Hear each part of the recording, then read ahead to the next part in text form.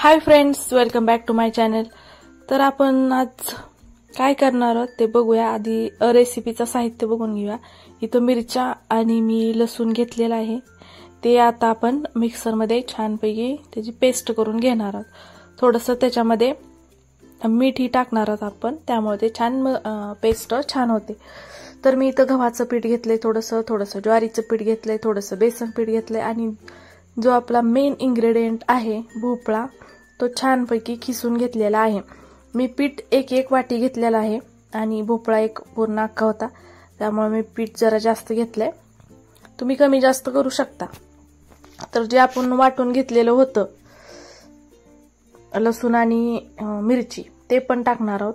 थोडंसं जिरे आणि धन्याची पूड आहे ते पण टाकणार आहोत आपण, 1 चमचा हळद पण टाकणार आहोत आणि जे मीठ आहे ते चवीनुसार तुम्ही टाकू शकता, कारण की आपण कुटण्यासाठी पण घेतलेलं होतं।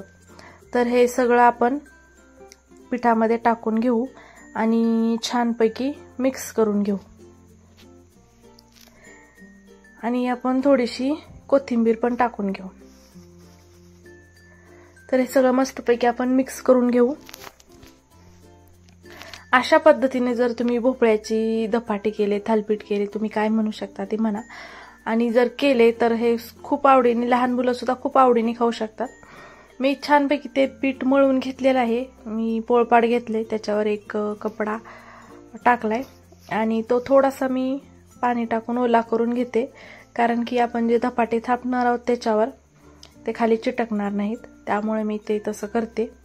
आणि थोडंसं तेल लावून घेते हाताला, मस्तपैकी छान गोळा करून घेते त्या पिठाचा। छानपैकी गोळा करून घ्यायचा आणि हाताला थोडंसं पाणी आणि तेल लावायचं, कारण की ते थापताना पीठ चिटकत नाही म्हणून तेल आणि पाणी लावायचं। तर बघा आता तुम्ही किती छानपैकी थापून घेतो आपण ते।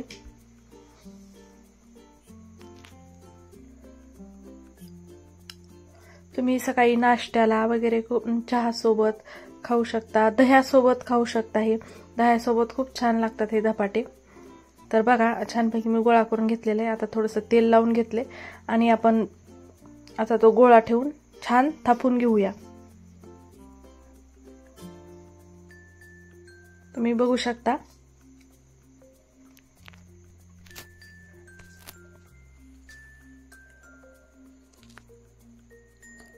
बघा किती छान थापता येते ते। तुम्ही तुमच्या पद्धतीने छोटे मोठे करू शकता। मी छानपैकी थापून घेते आणि त्याला आपण थोडीशी वेज पाडून घेणार आहोत, कारण की धपाटं जे आहे ते छानपैकी शिजलं जातं किंवा भाजलं जातं। तर ही टाकण्याची पण खूप सोपी पद्धत आहे। जे आपण फडकं टाकले त्याच्या सहित आपण हे तव्यावर टाकणार आहोत। हे चिटकतही नाही कपड्याला आणि आपल्याला पोळणारही नाही आणि धपाटे छानपैकी त्याच्यावर तव्यावर टाकले जातील। तर बघा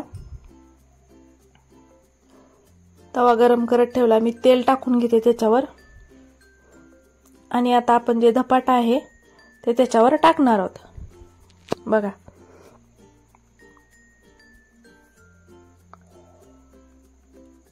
कपड्यासहित दोन्ही टोकांना धरायचा आणि टाकायचं आणि अलगद कपडा काढून घ्यायचा, चिटकत पण नाही आणि पोळत पण नाही।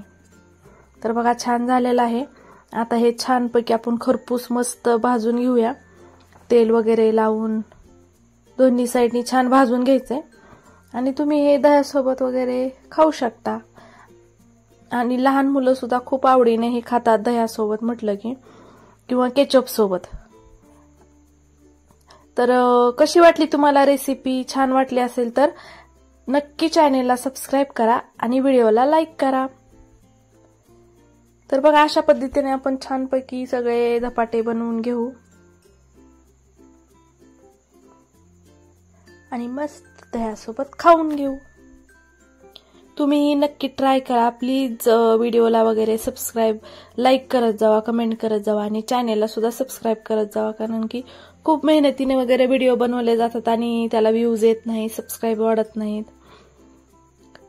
थोडीशी सपोर्ट हेल्प करून बघत जावा, त्यामुळं सबस्क्रायबर वाढतात आणि व्ह्यूज पण वाढतात।